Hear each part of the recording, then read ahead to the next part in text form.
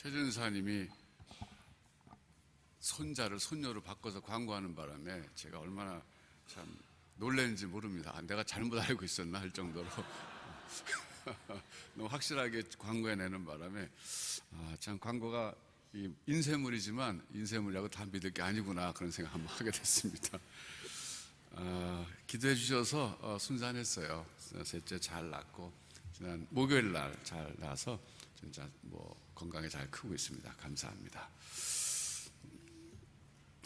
오늘까지 성전에 대한 설교를 하려고 합니다. 금년에 표오기 때문에 한 번 더 하려고 그러는데, 지난주에는 그 학개서에서 성전 건축을 그들이 왜 하게 됐는가, 또 학개서의 성전의 의미는 무엇인가, 이런 거 제가 말씀을 드렸는데 기억이 가물가물하시죠? 제가 조금 요점 정리해 드릴게요. 이제 포로 귀환 후에 그들이 와서 성전 질 때 하나님 지라 그래서 진 겁니다. 그들이 막 짓겠다 그런 게 아니라. 근데 그때 하나님이 하신 말씀이 뭐냐면 이 성전의 영광이 이전에 솔로몬의 성전의 영광보다 더 클 것이다 그랬거든요. 근데 사실은 막상 져놓고 보니까 정말 초라했어요. 솔로몬의 성전은 엄청난 규모였거든요. 학개서의 성전은 아주 작은 거였어요. 그래서 솔로몬의 성전을 봤던 그 나이 든 사람들은 성전 봉헌 예배 드릴 때 막 울었어요. 비교가 돼가지고 옛날 성전은 너무 아름다웠는데 이게 뭔가, 그러고 울었는데 옛날 성전을 못 봤던 젊은 세대들은 너무 기뻐서 막 웃었죠. 그러니까 막 울음과 기쁨이 섞였던 날이 이 학개서 성전 봉헌하는 날이었거든요. 근데도 하나님께서 분명히 이전 성전보다도 현재 성전이 훨씬 더 영광이, 하나님의 영광이 크리라. 그런데 이게 무슨 뜻일까 했을 때 그것은 결국은 쉽게 말하면 메시아가 오실 것을 예언한 거라, 그렇게 보면 됩니다. 그래서 오늘 본문 지난주랑 똑같은데 거기 이제 7절에 모든 날에 보배가 이르리니, 제가 지난주에 보배가 세 가지 의미가 있다고 말씀드렸어요. 글자 그대로 보배, 이방인들이 갖고 오는 보물, 그리고 두 번째는 이방인 사람들 자체, 세 번째는 메시아를 가리킬 수 있다, 이렇게 봤는데, 여러분 그 사도 바울이 예루살렘 교회를 위해서 이방인 교회가 헌금해 준 걸 모아가지고 갈 때 목숨 걸고 가져갔던 걸 기억하실 거예요. 성경 공부하신 분은 아실 겁니다. 그게 사실은 이방인의 보배를 상징하는 거였거든요. 그러니까 사도 바울도 이 학개서 2장 7절 말씀을 충분히 아시는 분이죠. 그러니까 종말론 시대가 오면, 즉 메시아 시대가 오면 그때 이방인들이 보배를 가지고 올 것이다, 예언이 돼 있거든요. 그러니까 이방인 교회가 해준 헌금 자체가 이방인들이 드리는 보배가 된 거예요. 그래서 학개서 2장 7절에 시련을 목적하고 그걸 목표로 해가지고 이건 반드시 이루어져야 된다, 예루살렘 교회로 그 헌금을 잘 전달해야 되겠다, 그래서 위험을 무릅쓰고 가지고 갔던 것이기도 합니다.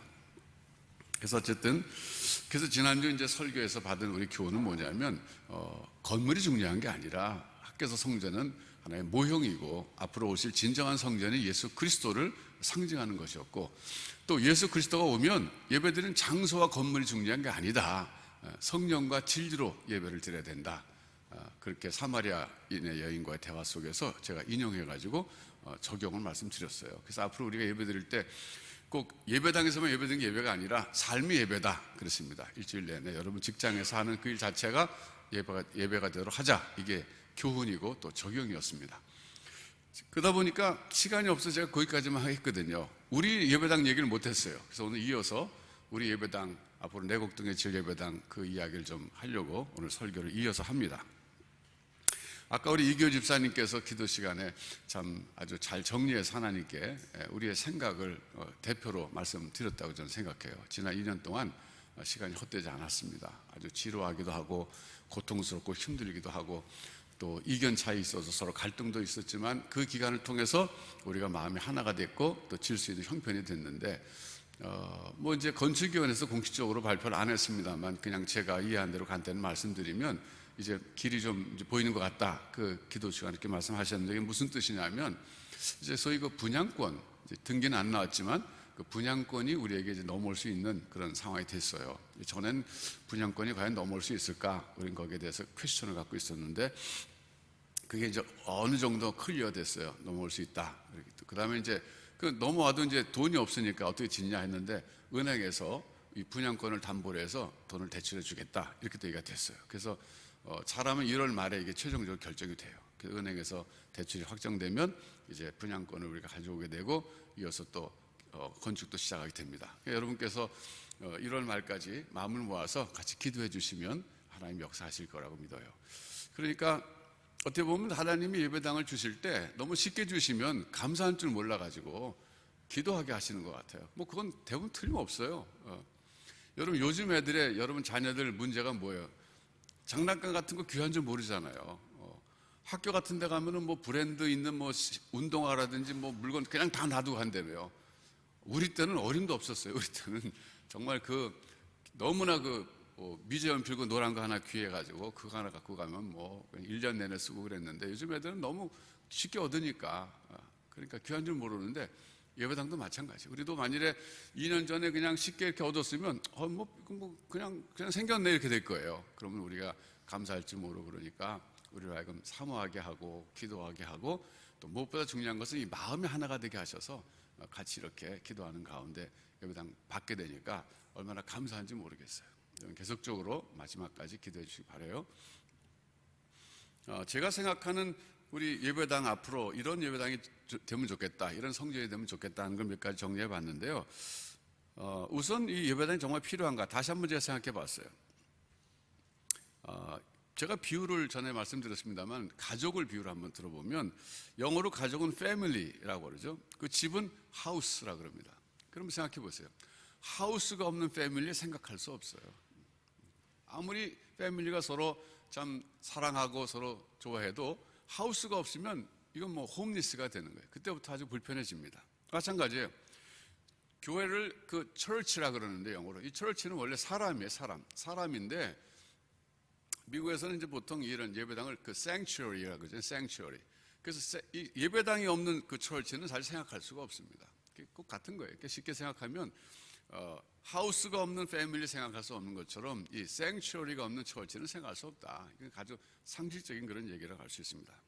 그러면서도 우리 교회는 앞으로 가족 같은 교회가 되면 좋겠다, 그런 생각이 들어요. 제가 크리스천이티 투데이지 제가 이메일로 계속 오기 때문에 뭐 타이틀만 보고 중요한 거 보고 그냥 넘어가는데 어떤 분이 이런 걸 썼어요. 제목이 이렇게 썼어요. Church is a family, not an event. 이렇게 썼어요. 교회는 가족이다, 이벤트가 아니다, 이렇게 썼어요. 요즘 교회가 자꾸 이벤트 쪽으로 가니까 미국에서도 이런 거를 좀 쓴 것 같아. 생각하는 사람이 교회는 가족입니다. 그리스도를 머리로 해서 모두 형제 자매들이 하나가 된 가족이다. 그래서 앞으로 다윗교회는 더 가족 같은 공동체가 되면 참 좋겠어요. 제가 일생 동안 거쳐온 교회를 카운트해 보니까 제가 평안교회에서 자라났고, 그 다음에 할렐루야 교회 가서 사역자가 됐고, 그 다음에 시카고 그레이스 교회 가서 담임 목사가 됐고, 베델교회 가서 담임 목사 하다가 한국에 와서 다윗교회 담임 목사를 하는데 5개 교회를 걸쳐서 제가 일생 동안 신앙생활 했다고 볼 수 있는데, 가장 가족 같은 그런 감정을 느끼는 교회가 따져보니까 평안교회하고 다윗교회. 평안교회는 제가 자라난 교회니까 가족같이 그런 감정이 있는데, 그거랑 또 다른 가족 같은 느낌을 갖는 교회가 우리 다윗교회. 저는 그래서 제 목회 중에서 가장 참 보람있다라고 저는 생각합니다. 여러분 어떨지 모르겠어요. 저는 우리 교회가 가족 같은 분위기가 참 전 좋습니다. 교회는 이래야 된다고 평상시에 생각했는데, 사실 제가 할렐루야 교회 있었죠. 할렐루야 교회 있었거든요. 할렐루야 교회라 또 베델교회 이런 교회는 너무 커가지고 가족 같은 분위기 느끼기가 어려웠어요. 그레이스 교회는 조금 가족 같은 교회인데 됐는데 이민교회다 보니까 정서적으로 조금 2세들하고는 좀 제가 가까움을 못 느꼈죠. 그래서 이제 좀 덜 했는데 다윗교회에서 비로소 제가 가족 같은 그런 분위기를 많이 느껴서 맞아, 목회는 이래야 돼, 제가 생각해요. 내 평생에 목회다운 목회는 다윗교회에서 제대로 하는구나, 그런 생각 제가 늘 하면서 감사함을 지내는데, 그 이유가 가족 같은 공동체가 되어 있기 때문에 제가 그렇게 느끼고 있어요. 여러분들도 가족 같은 그런 분위기를 다윗교회 오실 때마다 느끼면 참 좋겠다, 그 생각이 듭니다. 두 번째 생각하고 싶은 것은 건물에 대한 얘기예요. 종교개혁자들이 종교개혁을 했을 때 너무 지나치게 개혁한 면이 있는데, 그게 뭐냐면 교회당, 예배당. 중세 그 교회가 너무 부패했기 때문에 종교개혁이 일어났잖아요. 그런데 그 부패한 것 가운데 하나가 소위 성상숭배였어요. 성상숭배, 거룩한 상, 성상숭배. 이거를 영어로 아이코니즘, 아이콘이죠, 아이콘. 아이콘에다 아이코니즘이라 그러는데, 아이코니즘이 뭐냐면 번역하면 성상숭배라고 번역해요. 그러니까 예배당에다가 성상을 많이 만들어 놨어요. 뭐 베드로상이라든지 바울상, 뭐 마리아상, 뭐 무슨 예수님상 해갖고 많이 만들어 놓고 그걸 숭배했다 이거 숭배. 이건 지나친 거거든요. 근데 사실 처음부터 숭배한 건 아니었어요. 처음에는 그게 상당히 교육적 목적을 가지고 한 의도가 있어요. 제가 전에 그 터키에 가가지고 그 괴르메라는 곳에 갔더니 거기 그 동굴 교회가 많더라고요. 거기 갔더니 프레스코 그 벽화가 아직 남아 있는데 그 벽화가 너무 손상돼 가지고 아깝더라고요. 그냥 동네 애들이 가서 막 이렇게 막 긁어놓은 것 같아. 놀다가 너무 아까운데 이게. 근데 그래도 보존된 곳들이 있는데 그게 그 당시 예배당이거든요. 이런 프레스코가 벽화잖아요. 근데 그게 성경에 있는 스토리를 거기다 그림으로 표현한 거예요. 그러니까 성도들이 그 그림을 볼 때 성경 이야기를 떠올리는 겁니다. 왜냐하면 그때 당시에는 성경이 없었거든요, 여러분. 지금 이건 정말 놀라운 시대예요. 성경과 찬송을 요 한 권에 갖고 다닌다는 게 이게 대단한 혁명이에요. 그 당시에는 양피지라든지 뭐 파피루스에 기록된 거니까 성경책을 개인이 가질 수가 없었어요. 너무 비싸기도 하고. 그러니까 일주일 내에 집에서 성경을 볼 수 없잖아요, 그때는. 그러니까 교회 오면 성경을 또 이렇게 성경 봉독 시간에만 읽었거든요. 지금 우리가 성경 봉독을 설교와 관계된 설교 본문을 읽지만 원래 예배 순서에는 성경 낭독 그래가지고 봉독 그래서 설교와 전혀 관계없는 거 한 장씩 읽었어요. 왜냐하면 집에 성경이 없다 보니까 주일날 교회 와서 성경 들어라 그래서 요한복음 6장이면 6장 한 장을 다 읽었는데 그때는 청중이 다 일어났어요. 경건한 자세 듣기 위해서. 그러고서 성경 없으니까 잘 듣는 거예요, 그냥. 그리고 다 읽으면 앉는 거예요. 그 다음에 설교 본문 전혀 그게 아니에요. 그 정도로 성경이 없었거든요. 그러다 보니까 교회 이런 벽화라든지 또 혹은 뭐 그 조각상 이런 것들이 그런 성경 가르치는 교육적 기능을 한 거예요. 근데 그게 나중에는 우상숭배로 변질된 거죠. 지나쳐서 성상숭배로 나간 거예요. 저는 지금도 그 기억 남는데 그 미국의 그 크리스탈 처치 수정교회를 제가 갔을 때 그 정원에 말이죠. 그 여러 가지 성경 인물들 그 조각상이 있더라고요. 근데 막 욥상도 있는데 정말 욥이 막 괴로워하는 게 보이더라고요. 욥이. 표현을 잘했더라고요. 근데 그것이 성경에 어떤 메시지를 주고 스토리를 주는 역할을 하는 건 참 좋은 거예요. 근데 종교 개혁자들이 그걸 싹 없애버렸어요. 아주 교회 안에서. 개신교 안에서는. 심지어 청교도들은 말이죠. 여기도 십자가가 없네. 십자가도 없앴어요. 십자가도 일종의 성상숭배다 해서 없애버렸어요. 청교도들. 아주 정말 퓨리탄들 너무 심했어요. 제가 볼 때 너무 심했다고 생각해요. 그럴 필요는 없어요. 그래서 저는 그 개신교의 경우는 예배당을 지을 때 그 전통이 있는 거예요. 지금도 청교도들의 그 영향이 있어가지고 개신교에서는 제일 존경하는 사람들이 청교도잖아요. 그러다 보니까 막 청교도 그러면 막 전부 모범을 생각하는데 제가 볼 땐 그들은 너무 익스트림을 나간 게 있어요. 너무 극단으로 나간 게 있는데 그게 예배당에 너무나 아무것도 다 없애버린 거. 근데 사실은 뭐 그 조각이라든지 벽화라든지 그것이 그 예술적 그 기능도 하잖아요. 아름다움, 인간의 정서를 아름답게 해주는 역할을 하잖아요. 교육적 기능도 있었지만 동시에 미적 그런 아름다움도 제공하는 그런 것이 있고, 여기도 보면 우리가 YMC에서 예배드릴 때보다 여기서 예배드리는 게 훨씬 분위기가 좋지 않아요, 여러분? 벌써 사람 마음이 좀 더 이렇게 좀 경건해지고 외적으로도 마음의 준비가 되잖아요. 이게 중요한 거예요.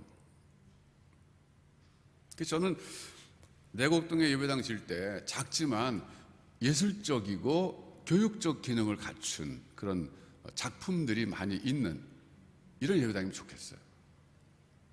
그래서 우리 교회 마침 예술하신 분이 많이 계셔서 이제 건축이 본격화되면 그분들이 모여가지고 좀 설계도 놓고 진지하게 좀 의논해 주시면 좋겠어요. 여기다가 뭘 좀 놓고 그림도 여기다 그리고 또 여기 조각을 뭘 하고 이런 어떤 정말 작지만 아주 우리의 그 예배 드릴 때 정서를, 예배 드릴 수 있는 정서를 충분히 준비시켜 줄 뿐만 아니라 예술적으로 봐도 아름답고 또 교육적 기능도 갖춘 이런 예배당을 만들었으면 참 좋겠다 하는 생각이 듭니다. 그래서 제가 나중에 여러분 예술하신 분들 다 모여주세요 하면 다 모이셔갖고 적극적으로 해주시기 부탁드립니다. 제가 그래서 전에 박정환 집사님께 미리 부탁드렸어요. 그 팀이 만들어지면 팀장 해달라고. 그래서 말씀드렸어요. 세 번째는 참 진리이신 예수 그리스도가 날마다 전파되고 가르쳐지는 건물이 됐으면 좋겠다, 이런 소원이 있어요. 여러분, 교회는요 처음부터 교육적인 기관으로 출발한 거 아세요? 그러니까 병원은 치료하는 기관이고 학교는 교육하는 기관이고 뭐 다르잖아요. 정부 총사는 행정하는 기관인데 교회는요 교육적인 기관을 출발했어요. 사실은 그 근거가 뭐냐면 마태복음 28장 19절 20절입니다. 한번 가서 보세요. 마태복음 28장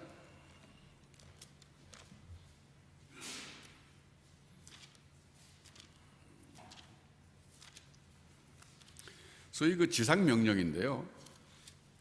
마태복음 28장 19절 20절 여기 보면 동사가 5가지가 있어요. 주요 동사가 5가지. 첫 번째가 가서, 가라 이거예요. go 그랬어요. 그러므로 너희는 가서, 이게 첫 번째 중요한 동사고, 두 번째는요 제자를 삼아라 그거예요. 모든 민족을 제자로 삼아라, 제자 삼아라, 이 두 번째고, 세 번째는 세례를 베풀어라. 아버지와 아들과 성령 이름으로 세례를 베풀어라. 네 번째는 가르쳐라 이거. 내가 너에게 분부한 모든 것을 가르쳐라. 다섯 번째는 지키게 하라 이거예요. 이 5가지 동사가 주요 동사인데 이 동사를 가만히 이제 분석해보고 연구해본 말이죠. 이렇게 되어 있습니다. 여기 가라는 것은 사도들과 제자들, 요즘으로 하면 선교사가 복음 전하러 가라 이거예요. 갔어요. 자, 선교지에 갔습니다. 그 다음에 복음을 전했어요. 그랬더니 예수 믿는 사람들이 생겨났어요. 나 예수 믿겠습니다. 그게 제자가 된 거예요. 그 사람들이 제자 삼게 된 거예요. 그 다음에 그 사람들에게 세례를 주라 이거예요. 그러니까 여기서 말하는 제자는 완전 초신자입니다. 옥하는 목사님이 했던 제자 훈련의 제자가 아니에요. 그 제자 훈련의 제자는 성숙한 사람인데 이 여기서 말하는 제자는 아주 초신자예요. 왜? 세례받기 전이니까. 세례도 안 받았거든요. 그러니까 복음 전하러 가서 전했더니 예수 믿는 사람이 생겼어요. 나 예수 믿겠어요. 아, 그럼 세례 줄게요. 세례 줬어요. 초신자죠, 그 사람이. 세례받기 전 사람이니까. 그런데 세례를 줬어요. 그러면 한 사람만 세례 준 게 아니라 예를 들어서 한 10사람 세례 줬다고 칩시다. 그럼 10사람이 모여서 공동체가 됐는데 그게 바로 교회가 된 거예요. 그러면 세례를 받아서 예수님을 주라고 고백하는 사람들이 생겨났다, 10사람이 생겨났다, 이제 교회가 된 거예요. 그러면 세 번째까지는 교회가 생기기 이전입니다. 세례를 베풀어라. 이제 교회가 막 시작되는 단계인데 교회가 막 만들어진 다음에 첫 번째로 해야 될 게 뭐냐면 가르쳐라 이거예요.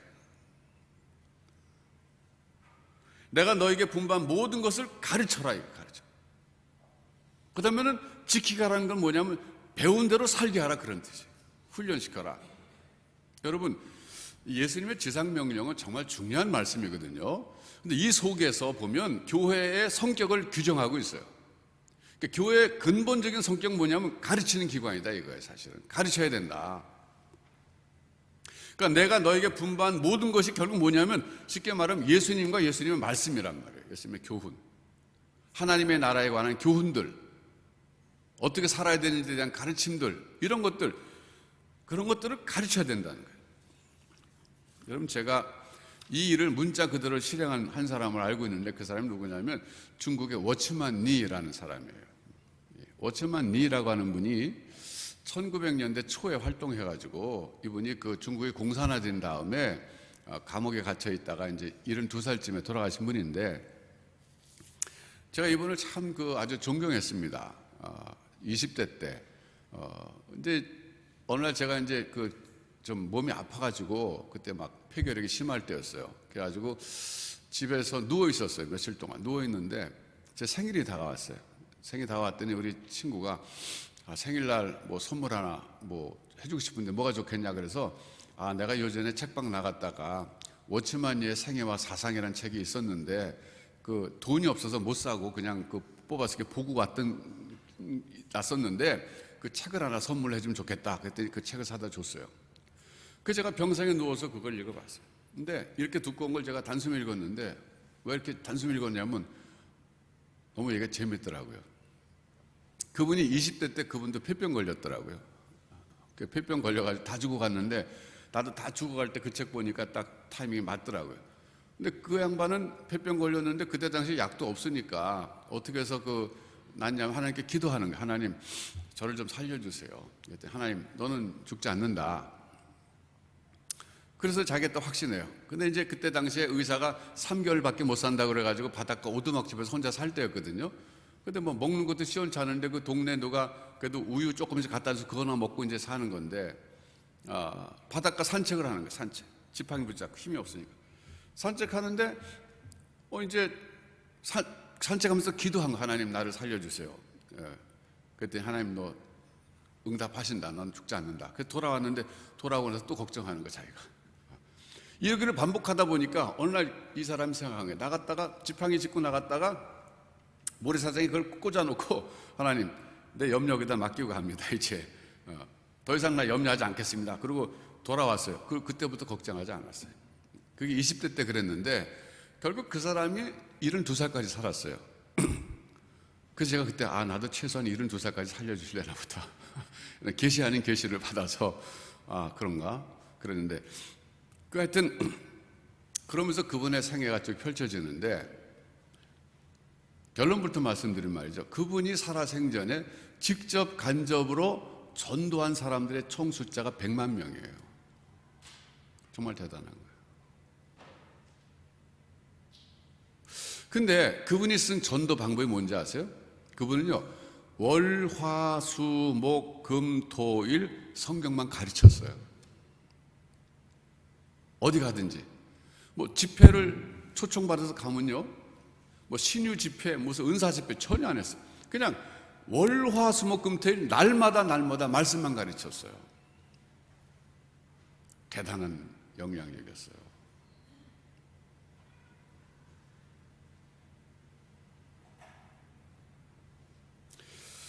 여러분, 신천지가 요즘 좀 이제 오히려 조용한 것 같기도 하고, 왜냐하면 이제 표면화 됐기 때문에 자기네 존재를 드러냈잖아요. 이제 내놓고 하잖아요. 그러다 보니까 좀 조용해졌어 오히려. 근데 신천지가 잘 된 이유가 뭐라고 생각하세요? 이단인데 거기서 신유 집회 합니까? 안 해요. 신천지 집회 갔다가 암이 났다, 그런 거 없어요. 거의 은사 집회 합니까? 성령 운동 안 해요. 신천지예요. 날마다 가르쳐요, 사람들. 근데 사람들 거기 빠져요. 하나님께서 우리 사람들을 만드실 때 가르침에 반응하도록 만드셨어요. 확신하는 거는요, 배워서 확신하는 거예요. 그래서 우리가 가만히 생각하면 어느 교회가 부흥할까? 막 북치고 장구치고 막 병 낫고 막 신유 집회하고 은사 집회하면 될 것 같죠? 한동안은 돼요. 근데 시간 지나면 점점 없어져 버려요. 네. 그래서 저는요, 내곡동에 가면 YMCA는 정말 그렇게 할 수가 없었어요. 뭐 다이학교도 해야 되고 그러니까 낮에는 교회에서 할 수가 없었잖아요. 거기 가게 되면 월화수목금토일 정말 진지하게 예수가 그리스도이신 것을 날마다 가르치고 전파하는 교회. 그리고 예수 믿는 사람들이 어떻게 살아야 되는지를 가르치는 교회.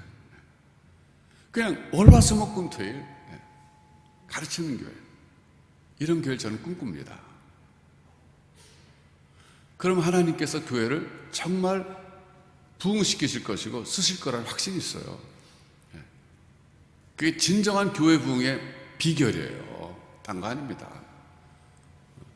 교회가 잘 되기 위해서 목사님들 세미나 많잖아요. 무슨 세미나 무슨 어떻게 하라 그러는데 저는 사실 그건 다 부차적인 거고 본질적인 건 뭐냐면 교회는 가르치는 기관이에요. 가라, 제자 삼아라, 세례 줘라, 그리고 가르쳐라. 저는 아주 확신하는 사람이에요. 가르쳐라. 그래서 그런 교회가 앞으로 그런 교회 쓰임 받으면 좋겠다 그 생각이 들어요. 네 번째는요, 아이들 교육에 기능적인 건물이면 좋겠어요. 우리 아이들도 아이들이지만 다학교가 잘 쓰이면 좋겠는데, 다학교가 시작한 지 벌써 얼마나 됐을 거예요? 10년 가까이 지금 되고 있는데 그동안 참 열매가 많았어요. 제가 예전에 교장 선생님이랑 얘기하다가 그 열매를 좀 책으로 쓰시든가 어떻게 좀 해서 좀 우리 교인들에게 좀 알려주면 좋겠습니다. 우리 교인들이 그동안 얼마나 후원하고 기도했는데 그 열매가 있다는 거 보면 얼마나 감사하겠습니까? 그때 한번 노력해 보시겠다 그러는데, 금년에도 보면 고등학교 전학생 다 진학했어요. 정말 감사해요. 우리 다학교가 아니었으면 한국 땅에 와서 방황할 애들이 얼마나 많이 구제받았는지 몰라요. 정말 이건 보람 있는 일이에요. 근데 이제 고등학교도 하면 좋겠어요. 고등학교는 완전히 또 차원이 다른 얘기랍니다. 대학 입시 가야 되고, 우리나라 교육이 곧 중학교까지가 의무교육이기 때문에 중학교까지는 쉬운데 고등학교는 완전히 또 다르대요. 시설만 있으면 할 수 있어요. 그리고 시설만 있으면 각종 학교 할 수 있어요. 갑이 아니라 가불이 아니라 직각 할 때 각종 학교인데, 각종 학교는 일종의 사립학교예요. 그래서 우리가 입학생부터 모집할 수가 있어요. 졸업까지 우리 시켜요. 지금 위탁이잖아요. 지금 위탁.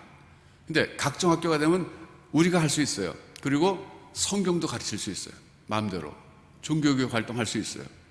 사립학교라서. 그런데 문제는 위탁 대안학교 할 때 나오는 후원금이 교육청에서 더 이상 나오지 않아요. 그래서 좀 그게 문제인데, 그래도 교장 선생님은 시설만 되면 각종 학교 하고 싶어요. 왜?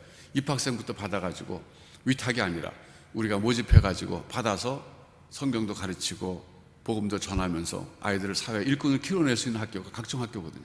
또 교육청에서는 우리 이제 인정해줘요. 해보라, 이거 자꾸 해보라. 우리가 지금 못하고 있는 거예요. 그래서 그런 날이 와서 정말 좋은 학교로 하면 참 좋겠고, 특별히 우리 교회 아이들도 참 마음껏 뛰노면서 교육받을 수 있는 그런 기능적 건물이면 좋겠다는 생각이 들어요. 그래서 아이들이 편한 그 구조, 아이들이 편한 시설들, 건축 설계할 때 이런 것들을 더 염두에 두시고 건축위원회에서 추진해 주셨으면 참 감사하겠어요. 전 걱정이 여기 있다 절로 가면 체육관이 없어서 애들이 교회 안 올까 봐 걱정이에요. 여기 좀 애들이 공 가지고 오고 체육관 때문에 오고 있는데, 다섯 번째는요, 교회는 만민의 기도하는 집이라 그랬어요. 마가복음 11장 17절, 교회는 만민의 기도하는 집이다. 여기서 기도는 예배를 뜻해요. 기도만 하는 것이 아니라 기도가 예배의 상징입니다. 그런데 만민이라 그랬으니까 저는 글자 그대로 앞으로 내곡동에 가게 되면 좀 여러 인종들이 모여서 예배하는 곳이면 좋겠어요. 다문화 사역, 다인종 사역을 조금 해보고 싶어요. 저 YMCA 있을 때부터 해보고 싶었는데 거기는 아닌 것 같더라고요. 더 이상. 다이학교도 하고 뭐 여러 가지 더 이상 안 될 것 같아서 안 했는데, 내곡동에 가면 차차 단계적으로 하나님이 만나게 하시는 인종들, 우리에게 오후에 공간을 빌려줘 갖고 여러 나라들이 와서 예배드리고 있거든요. 그런 사람들이 예배드릴 수 있도록 공간을 허락해 주면 좋겠어요.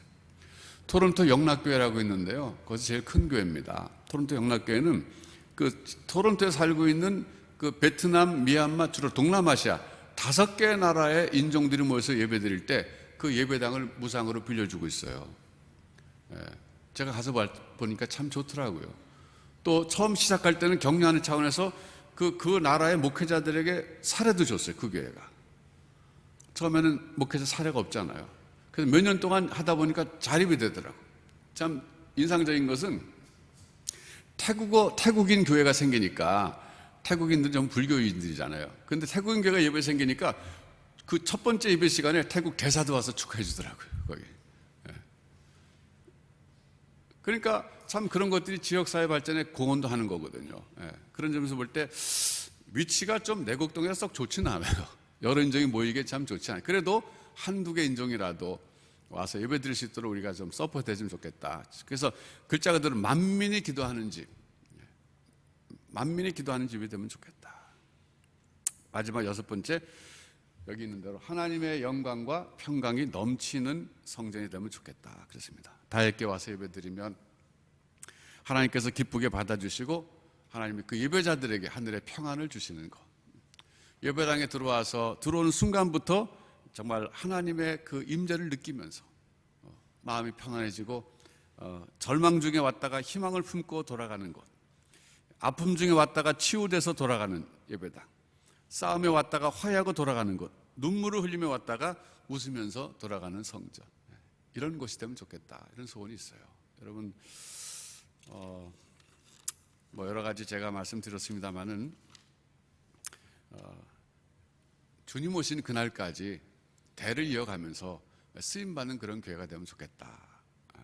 그리고 이 시대에 하나님의 마음에 합한 교회가 되면 좋겠다, 이런 생각을 처음부터 가지고 있습니다. 아무쪼록 금년에 우리가 기도하는 가운데 마음과 뜻 하나를 모아서 성전을 꼭 져서 크리스마스 때는 정말 크리스마스 예배를 입당 예배로 드리면 참 좋겠어요.